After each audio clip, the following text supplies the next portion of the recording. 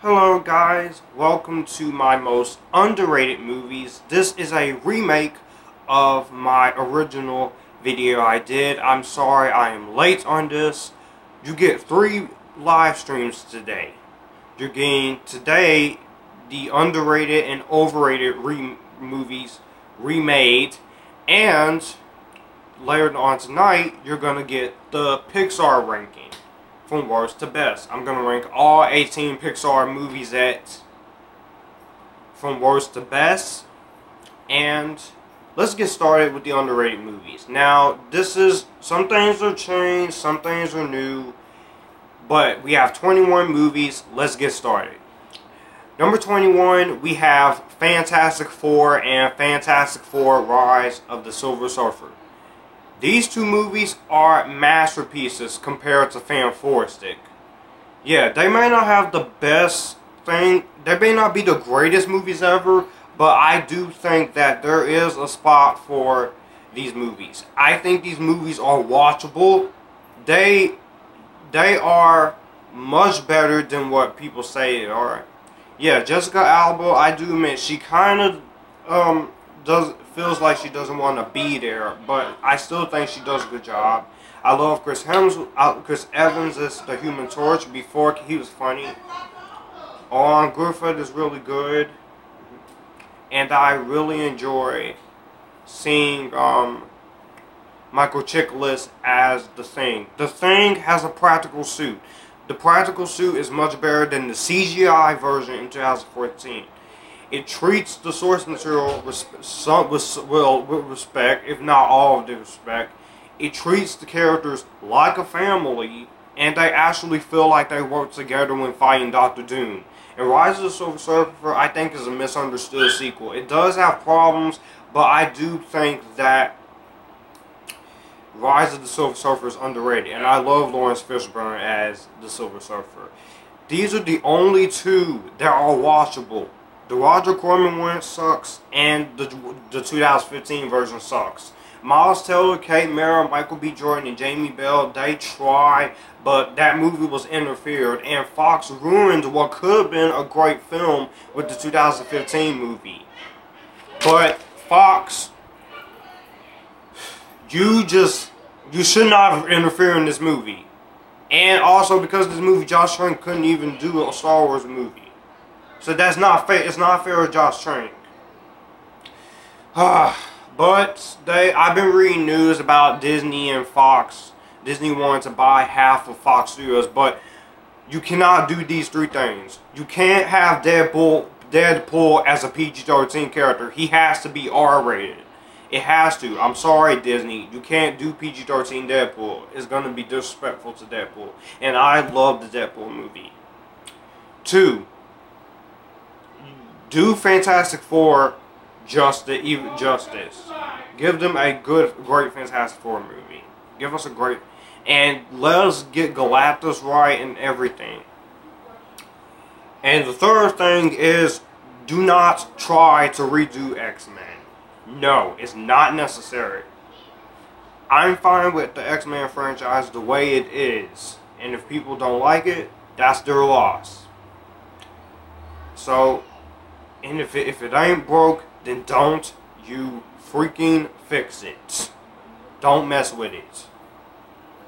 We have one person like, and so number 20 is She's Out of My League. She's Out of My League is a pretty underrated movie. I reviewed this movie at the beginning of the year in January. This is a pretty good comedy, romantic comedy. I love this movie. I saw a review of it from JW Universe, and I was requested to watch it by Doc Samson, aka M4 Movies. This is a pretty entertaining movie.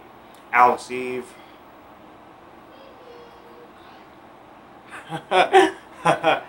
Jay Baruchel, Kristen Ritter's in it. This is a pretty funny movie. I think it's misunderstood. I think it deserves more. It should have made more money. But yeah. That's what I think.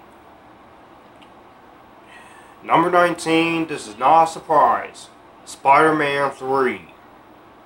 And Spider-Man 3 is, I still think this movie's underrated. It does have issues. They did mess up Venom.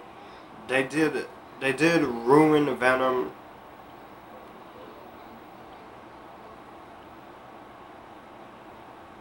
And yeah, there was some issues with the studio interference, but this movie, it has a lot going on, but it is not as overcomplicated as Pirates of the Caribbean and World's End, because that movie, Pirates 3, no.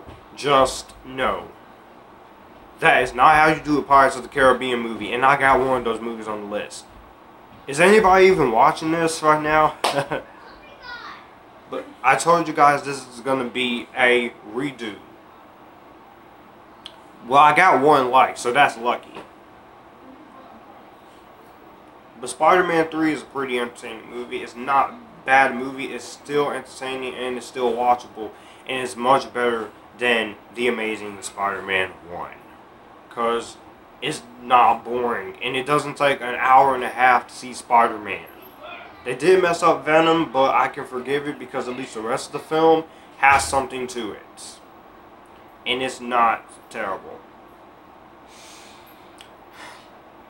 Number 18, Barely Lethal. This is, of course, a 2015 comedy. This had Haley Steinfeld in it, Samuel L. Jackson, Jessica Alba, Sophie Turner, and Dove Cameron. Now, Dove Cameron and Haley Steinfeld easily overshadows Sophie Turner. But I do enjoy Barely Lethal. It's still a good movie. It's watchable. It's very funny, and it does take a while to get to Dove Cameron, but when Dove Cameron finally shows up in the movie, she's spot on, she's hilarious, and just like in Liv and Maddie, she's hilarious. So yeah. Yeah, Barely Lethal is an entertaining film. I do enjoy it. So yeah. It is a pretty good... Oh, and by the way, guys, as we're doing this, let me know what you guys think about the list down below. And another thing, before I go back into the actual next film on the list, I'm just going to promote a little bit. If you are a fan of Amazon and you like to shop on Amazon, shop for new things, stuff, house stuff, movie stuff, game stuff, TVs, go over to Amazon and create yourself an Amazon account, do an Amazon wish list, anything you want.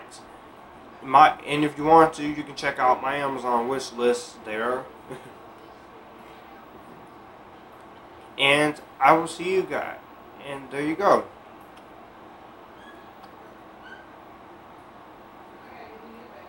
So yeah.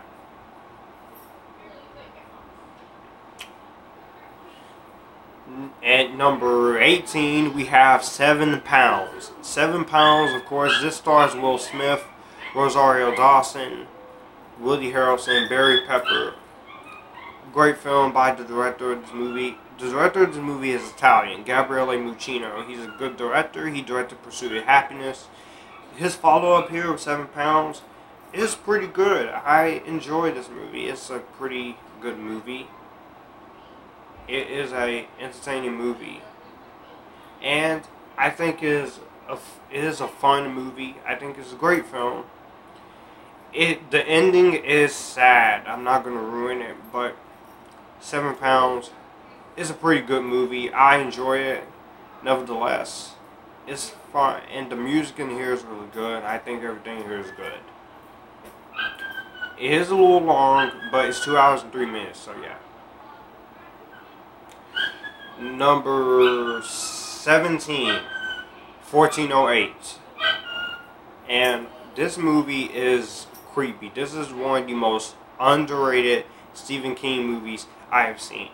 It is misunderstood. I think people just look at this movie. No one talks about it. It got good reviews and everything, but this is an entertaining movie. It's intense. It's violent. It's intense, and I just think that 1408 is a great horror film. It's a PG-13 horror film. This movie shows that you can do a PG-13 horror movie and it can work. John Cusack is great in it. It's his best performance. Samuel Jackson is great in it. The directing this movie, and then when you go into the hotel room, a lot of stuff starts to happen, and it is very intense and very brutal and very violent. For any of you guys thinking this was going to be the underrated movies list, it's not. But yeah. Anyways, there you go.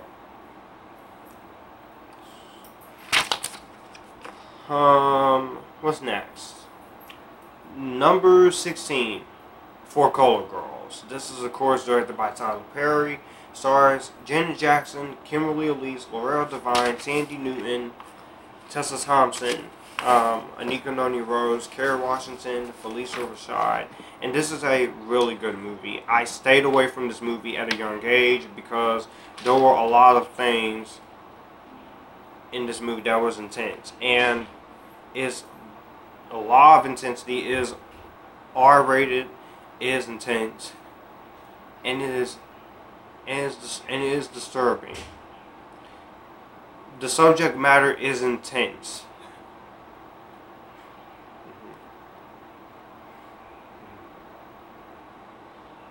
And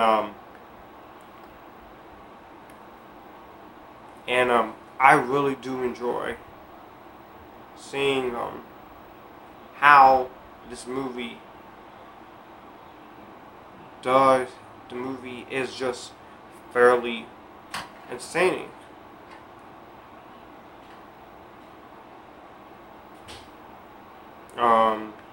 And I think this movie is a really enjoyable movie.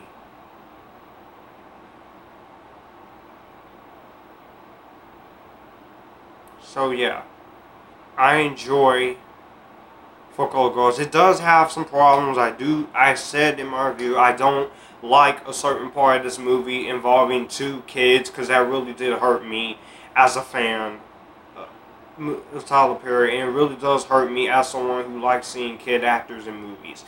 And that really did take me a while to get used to. So, yeah. Four Color Girls, pretty underrated. Okay, number 15, Matrix Reloaded and Matrix Revolutions. Both released in 2003, one in May, the other one in November. These two movies are two of the most underrated sequels to the original Matrix. The original Matrix is great for what it is, but I think the sequels are even better. I don't see what's wrong with them. I do have some problems with it, but Matrix Reloaded and Revolutions. Reloaded is my favorite of the trilogy, of course. You have this action scene where the freeway chase is awesome.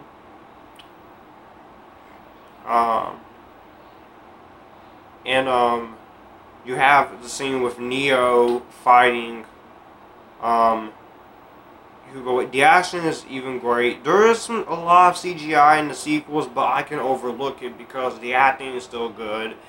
This is when the Wachowski brothers were trying, and you got good actors. You got Keanu Reeves, Lawrence Fishburne, Hugo Weaving, Carrie-Anne Moss, the late Gloria Foster in her final film appearance, and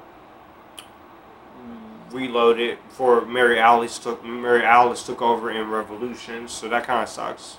But life goes around. Monica Bellucci, Jada Pinkett Smith, and Revolutions. It may be my least favorite of the Matrix movies, but I do enjoy it. I do enjoy both sequels, and I do have both the films.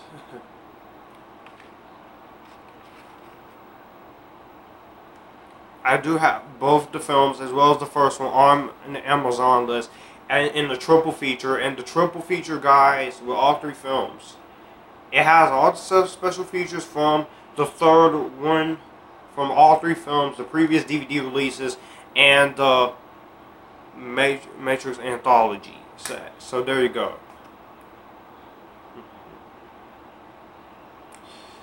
At number... What number are we on?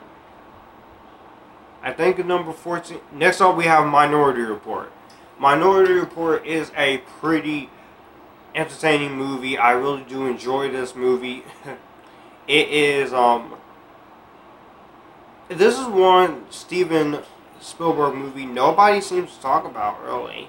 I think people just overlook this movie. They don't. I'm like, really? No one talks about this movie.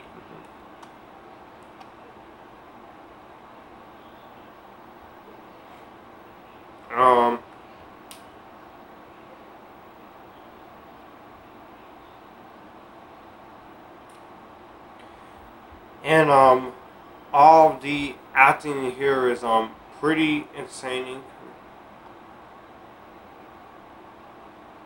So it's pretty entertaining.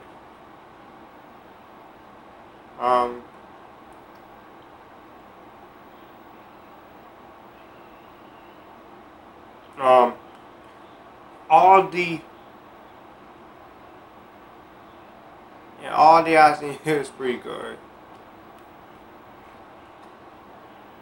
So, Tom Cruise is great in it. Colin Farrell is great. This is the Blade Runner meets The Fugitive, and the movie got good reviews and a lot of people like it. But anytime you have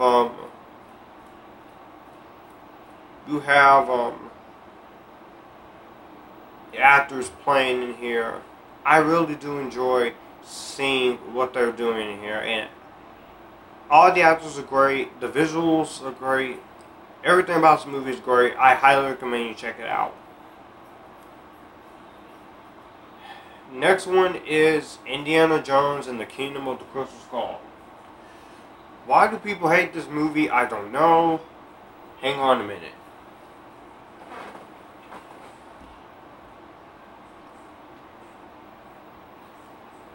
Hello, Peter. Indiana Jones Kingdom of the Crystal Skull is an underrated film. I don't know what... Harrison Ford is really good, and I think this movie is just good. It's a great film. I know people don't like them. I know people don't care about them, but Harrison Ford doesn't die in here. He did die in The Force Awakens. I know a lot of people have a problem with that. Indiana Jones 4 is a disappointment in every level. I don't think it's that bad. It does have some flaws, but it is much better than what people say it is. And I enjoy it.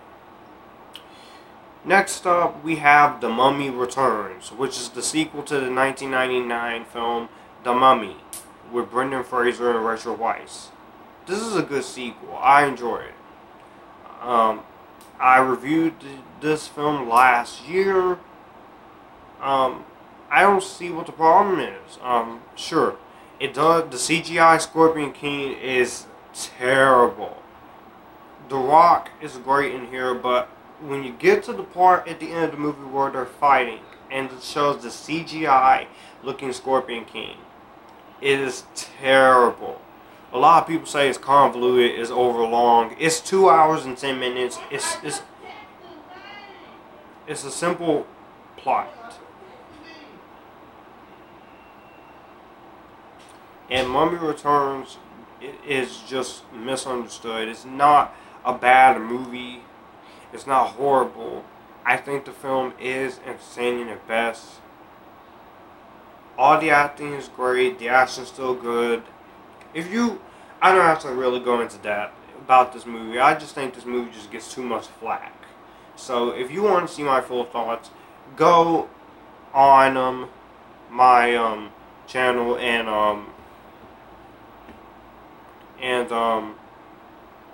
go look at them. And yes, I've seen Beverly Hills Cop, but I'm not going to be reviewing them yet. Because I'm not ready to review Beverly Hills Cop yet. No, not yet. I will not be reviewing the Beverly Hills Cop films just yet. So, it's going to take a long time before I review them. I'm going to keep you guys waiting for any Beverly Hills Cop. So, don't expect any reviews of Beverly Hills Cop to come out anytime soon. Next up we have Trolls, and Trolls is a DreamWorks animation film that came out last year. One that I really enjoyed, and I think this movie is just entertaining. It's really good. I think it is entertaining. It's colorful. It's not horrible. I think a lot of people just go to Trolls and say it sucks. No, it doesn't. Critics liked it and some audiences liked it. Some audiences hated it, but I enjoyed it. The movie is still made money. I would rather watch Trolls over The Boss Baby, because The Boss Baby was nothing. Trolls has something in it, and I enjoyed it. And the thing about Trolls is, I think it's a very entertaining movie. I've talked about this before. I still stand by the grade I gave it, and the Kendrick's great. The voice acting is great. The colors are cool. It's visual effects are cool. Soundtrack is catchy. Just this movie is fun. It's a fun film. I do recommend you check it out. I'm looking forward to the holiday special they're going to be showing, and the sequel coming soon. So yeah.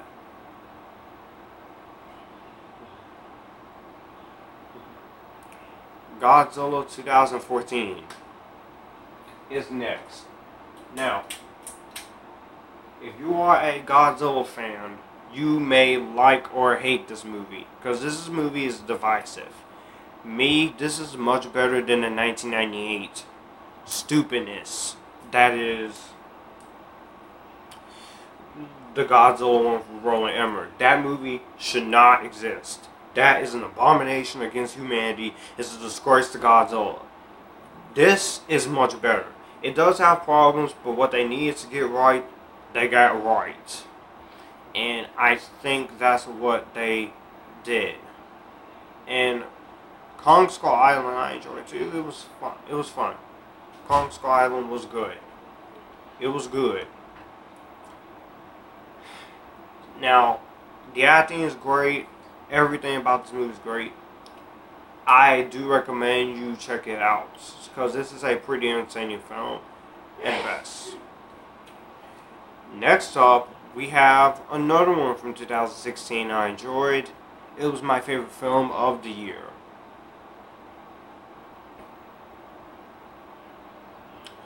Batman vs. Superman: Dawn of Justice. I've praised this movie all I can. I don't really know what else to say. I think this is an underrated masterpiece. I did a spoiler-filled review and then a non-spoiler review. Then I joined spoiler discussions about it. Then I did a commentary about it with Parker Smichael on his channel last year. I even reviewed the Ultimate Cut. Henry Cavill is great as Superman. Ben Affleck is great as Superman, but Christian Bale is better because Christian Bale didn't kill. And it is my favorite DCEU film too. Suicide Squad has issues, but I do enjoy Suicide Squad nevertheless. But the reason it's not on the list is because I wanted to have a much better list. And I didn't want to make a very long list of underrated movies.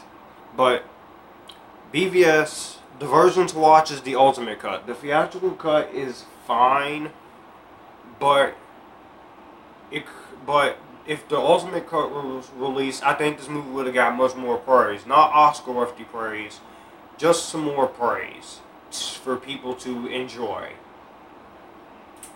And then, but I'm just gonna say it right now, this DC versus Marvel thing needs to stop. This whole DC versus Marvel thing needs to stop. I hate that. Y'all people need to grow out of that. And I know in the Star Wars movies, you people can hate all you want, that's fine.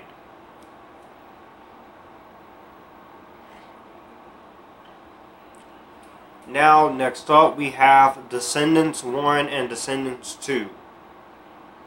Now, Descendants 1 and 2, almost half of the reviews I've seen for this movie on YouTube and say that these movies are disrespectful to the Disney legacy. No, they're not. I have a poster, and I'm going to show it.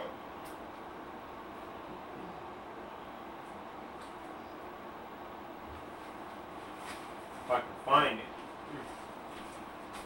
Descendants is underrated. I don't know why everybody says they're bad. They're not bad. The Descendants movies has heart, has feel to it, entertaining at best.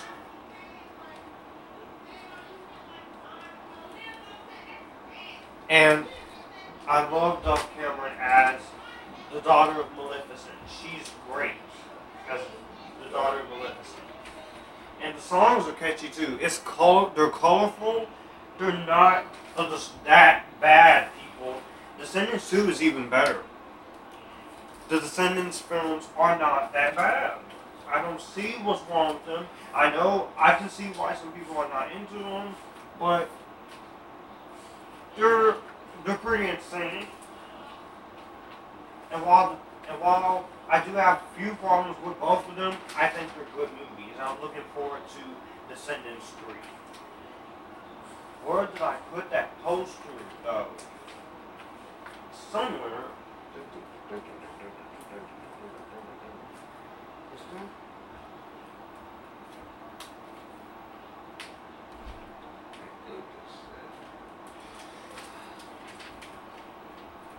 Nope.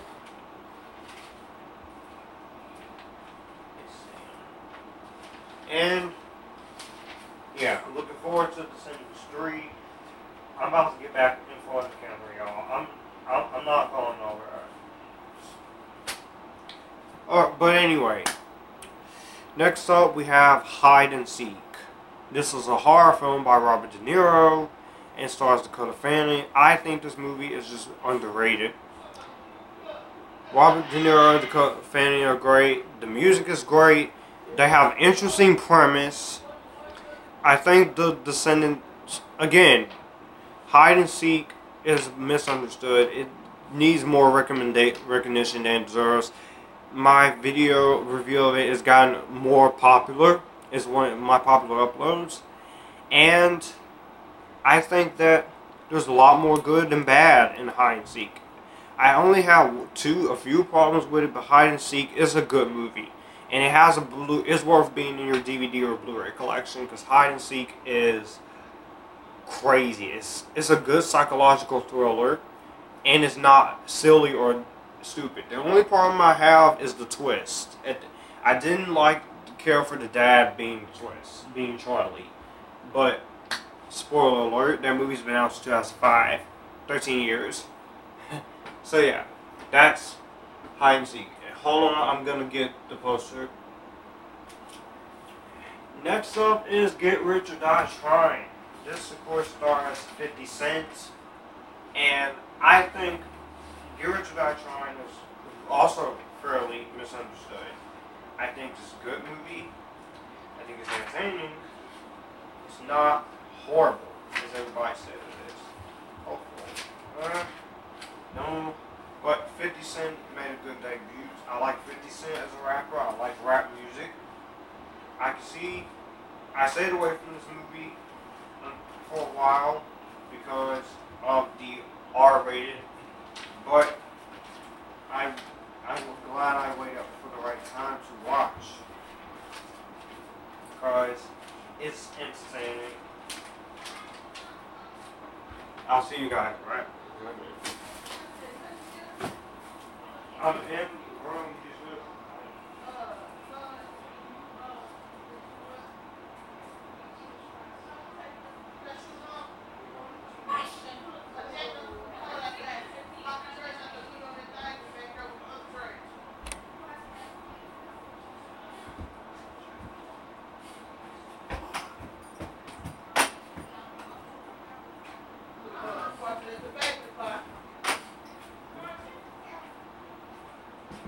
Hang on 1 minute.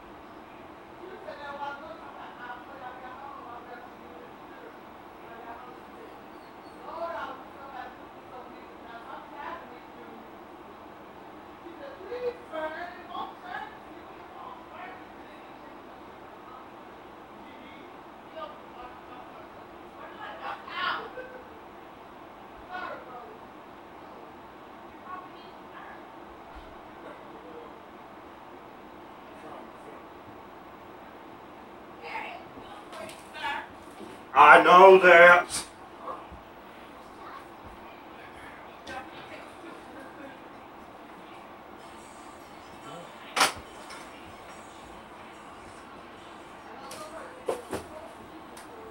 Anyways, next up we have Pirates of the Caribbean on Stranger Tides. Now I know my friend Very 2005-91 does not care for the Pirates of the Caribbean on Stranger Tides.